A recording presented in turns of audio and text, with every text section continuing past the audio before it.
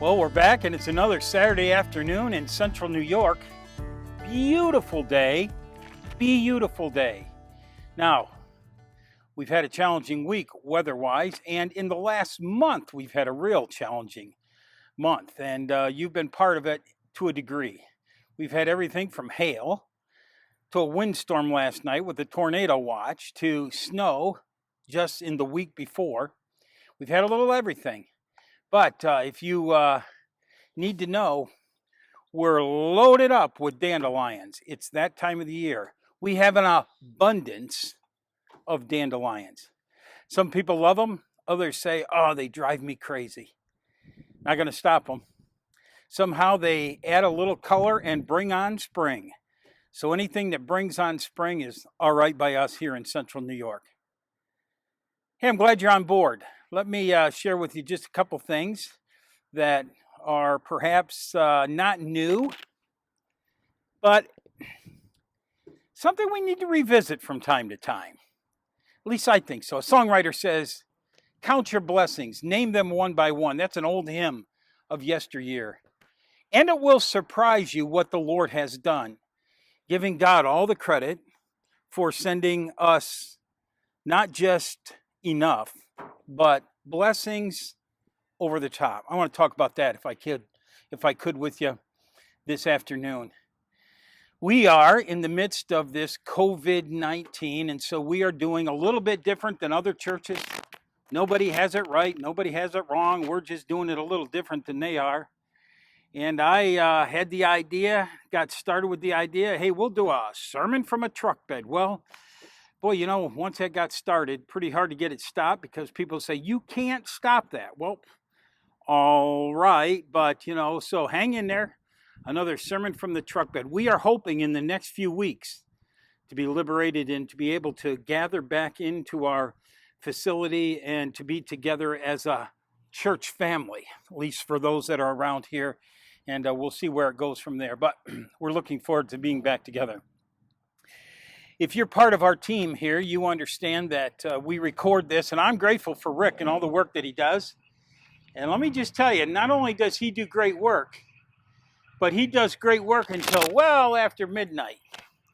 The boys are out with the bikes. You might have seen a couple motorcycles recently in a picture or two, but the boys are out with the bikes. It's such a nice day today. Let me go back to Rick. Rick helps us out. Not only does he record this for us, then he downloads it to some cloud, and some cloud brings it back, and he's up until midnight, 2 o'clock in the morning, working on going through everything, and then every once in a while, the wrong button gets pushed or a slip of the mind, and you might get something if you're part of our electronic team here at Cornerstone. You might just get something about 1:49 in the morning. He apologizes for that. That's certainly not intentional. We'll work through that. Grateful for all that he does. You ever been let down? You ever really have a craving for a bag of potato chips? And you see this bag of potato chips, you see it, you say, you know what? That would just, that would scratch my itch right there. Good old potato chip. And you pick up the bag, and the bag seems to be, bushel bag size. And you lift it up, and the thing weighs 5 ounces. And you say, I am not spending my paycheck on a 5-ounce bag of potato chips. Not going to do it. Boy, it looked like it was just filled.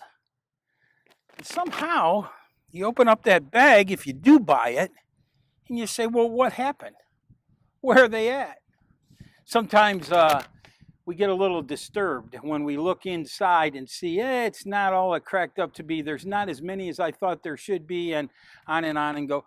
We don't count our blessings at that moment. In fact, we might be quick to complain a little bit. I run into that occasion when I go through McDonald's. Now, our property sits here in central New York, beautiful. My office is just inside the building. Pastor's study is right inside the double doors. And then there is a pathway that goes from the double doors down the sidewalk, along the auditorium, along the church property, across the back field, and right over here to my left behind me is some golden arches. How about that? Just what God intended. But you know, I can visit the Golden Arches, and I do. And I got to tell you something that never satisfies me. I'm confessing. You ever get some French fries? You order some French fries much like you do those potato chips.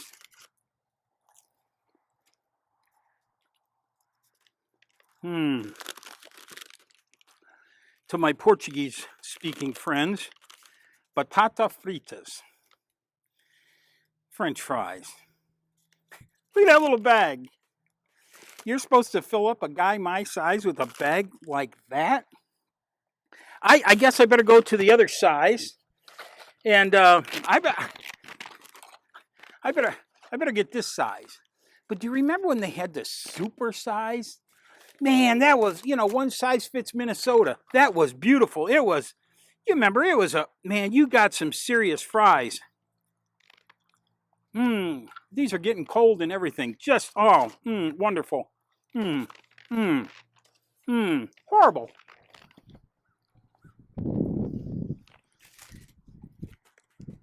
Start a restaurant. Start one that gives you a barrel of fries. You'll have a line all the way to the capital city of your state. You want to know why? People love French fries. They want an abundance of fries. Give them a hamburger that's so small you can't find it under your pickles. They won't complain. Give them an ice cream cone when you go through the drive-thru that there's this much ice cream on top of this much cone, and charge them $2. They won't complain. But you show up and say that's going to satisfy you with, no way. Give them an abundance. Give them a big pile of fries, a big one. They'll have business. Some things are great in abundance.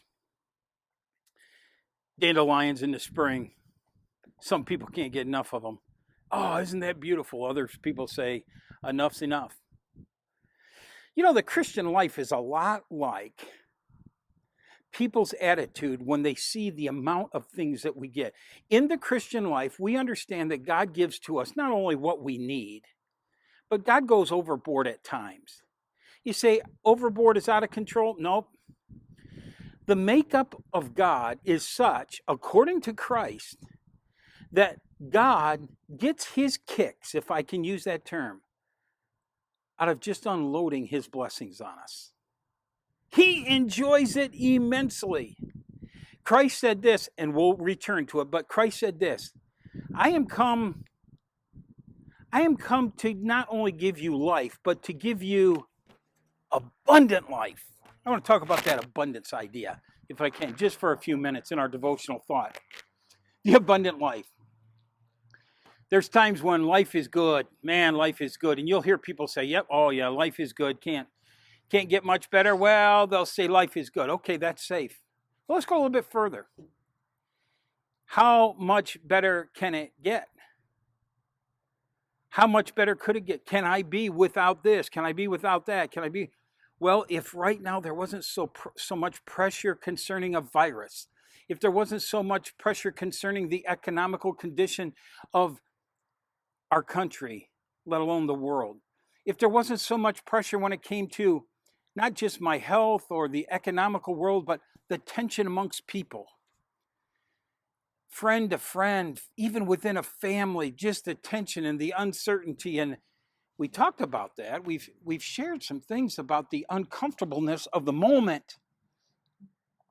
Well, when we talk about that, we would be honest to say, life without those tensions would be better. I want to talk about why Christ came. According to what he said, and he uses John chapter 10, here's what I want you to do.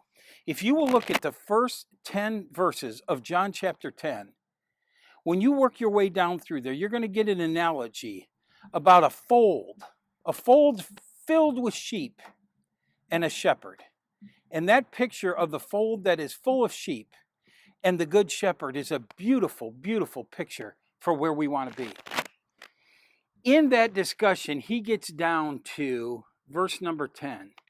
And he talks about thieves that would come into the fold and they would steal and they would take for their own sake. But then he jumps onto this idea, I didn't come to take, I came to give. And what did he give? He gave us life. And what kind of life was it? The abundant life. And what is the abundant life all about? He uses that more than just once. Paul uses it in Ephesians. Christ communicated clearly, I've come to give you life that is a satisfying life. I've come to give you a life that is a life of freedom from the challenges that go far beyond what you can even begin to imagine. I've come to give you unshackled life. Just for a moment, imagine if you and I lived in a society where we felt shackled, where we had no certainty about our future, we had no security about our endeavors, our place, our friendships, our family, the closeness of things that are beyond tangible, the relationships that we have with people, a relationship that we have with life itself. What if we had no security about that at all? What if we had just an uncertain future? What if we were imprisoned to this idea or shackled into this idea that there is no way I can enjoy life and have peace about my tomorrow? Well, Christ says, I've come to give you freedom, unshackled life. What you were born into gave you limitations, but I have come to provide for you freedom. When you understand who I am and what I've done, the love of my Father, the work that I'll do on the cross, Christ says, you are more than welcome to come into the fold, into the family. You can be adopted in. And we don't choose, you just believe and you're welcome. For those that are in the fold, let me just talk to you. If you have accepted Jesus Christ and the work that he did on the cross and the purpose for which he did that on the cross, if you have accepted that, you are immediately placed into this family of God. You are in the fold, as it were. And the Good Shepherd is going to provide absolutely everything we need, not just security. He's going to satisfy our every single need. But I want to go one step further. Are you ready for the next step? God isn't just about giving us enough. Oh, he promises to meet every one of our needs, and we would say in our vernacular, hey, enough's enough. That's not the kind of God that wants to have a relationship with us. And the tighter we draw to him, the closer we get to God, the more he unloads his goodness and his blessing, more and more and more. Christ said, I've come to give you life, and not just life, but a life of abundance. The word literally means superabounding, to go over the top. Picture a cup of water that is being filled, and you're watching it being filled, and it's almost to the top, and so you back off with the pitcher. But God says, don't back off with the pitcher. Load her right up to the brim. In fact, go get a bigger cup. And so you go get a bigger cup. And he says, fill her up, and you fill her up. And just when it's about to the top, you start backing off. And God says, don't back off. Pretty soon you get a bigger pitcher. And God says, fill her up, and you start filling it up. And it does the same thing. It gets to the top, and you start to back off on the pitcher. And God says, no, you're not getting it. I want you not just to have enough. I want to go way up, super abundance. I want you to be so satisfied with me in the relationship that we have. I want you to be so satisfied with me that your cup is overflowing. Forget the cup. Get yourself a 5-gallon bucket and start filling it up. And when that gets to the top, go get yourself a 55-gallon barrel. And when that starts getting full, go to a local pond and let that thing start filling. And when that pond gets full, go to the biggest part of the ocean that you can find. And God would say, I want to pour out so many blessings on you. I want you to sense that my blessings never, ever, ever, ever stop. Oh, good enough is not good enough for God. God says we can provide enough for ourselves, But God wants to demonstrate to us that he goes so high, the highest level. You can go no higher on the level of abundancy than what God can give to us. He just gives and gives and gives and gives and gives and gives. Change the word giving to bless. He blesses us and blesses us. No wonder that songwriter says, count your blessings. Start naming them one by one. It's going to surprise you what the Lord has done. It's going to blow you away. Back to John 10, verse 10. Thieves, they'll come. Those who are not the good shepherd will come, and they're going to come to take and to destroy, but I'm coming to give. And what I'm going to give you is life, unshackled, free life, a relationship with me now and for all eternity. A relationship that just doesn't provide enough. A relationship that says, man, we are going to the highest shelf. We are going where you can't get any higher. And at that point, that's where I want to be identified. At the highest level, God says, I'm going to keep on blessing you. I'm going to fill your cup, your 5-gallon bucket, your barrel, your pond, your ocean. Just going to keep filling it up. This is a joke. That's a joke. Colder than when we started. A joke. This is better. When we get to glory, you know what there's going to be? Unlimited. Why? Because God's going to say, it goes beyond your understanding. It goes beyond your comprehension. And for all eternity, not only are we unshackled, we're unshackled. We're unshackled for all eternity. Wow, a relationship with God. Hard to believe how good he is. You say, yeah, but Pastor, you don't know what we're dealing with. All right, I don't. Fair enough. But I know who you can be dealing with. And the one that I know who is the who that you can be dealing with says, don't focus on this or that or this or that or this or that. May the buzz in your world, may the communication across the internet, may it not be locked into this kind of stuff. We're in the fold of God. We're free to have a relationship with him. We're confident about what he does for us. Why? Because his word rings true. And we have been the recipients not just of life, free life, but the abundant life. That old song, I'm sipping from the saucer because my cup is overflowed. They got it. They got the picture. You and I can have the picture too. Got to have a relationship with God. The only way to have a relationship with God, according to the Word of God, is to believe in what his Son, Jesus Christ, did for every single individual. Once I believe that he came, that he was willing to give his life and to die to cover the payment of my wrongdoing, all of our wrongdoing, I believe that he died in my place. He created a bridge between me and God by going to the cross and dying in my place. When I explained to God, I expressed to God, thank you for doing that for me. I want to be part of your family. Boom, immediately unshackled. Boom, immediately. Watch out. Here comes the pitcher full of blessings. I say boom. We got it good. Some of us got old, beautiful 67 Ford pick-em-up trucks. And if that wasn't enough, we've got two-wheelers too. We've got some motorcycles on top of old trucks. We've got it good. We've got it good. We've got it. Why? God is good. He provides for us everything we need, and then he goes way over the top, even beyond our description. Some things aren't tangible. Yes, old trucks and motorcycles are.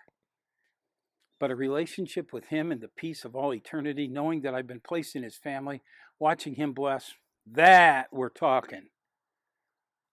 That's something to count your blessings about. Have a great week. Look forward to next week. Don't know what the Lord has for us, but should He tarry, we'll look forward to getting back together. And again, want to thank you. Thank you for taking the time to view these silly things, if you like. But going beyond that, some of you have written some notes to us, and we appreciate that. And a couple gifts have come in, and we're grateful for those as well. Hey, Lord bless you. Until we meet again, so long.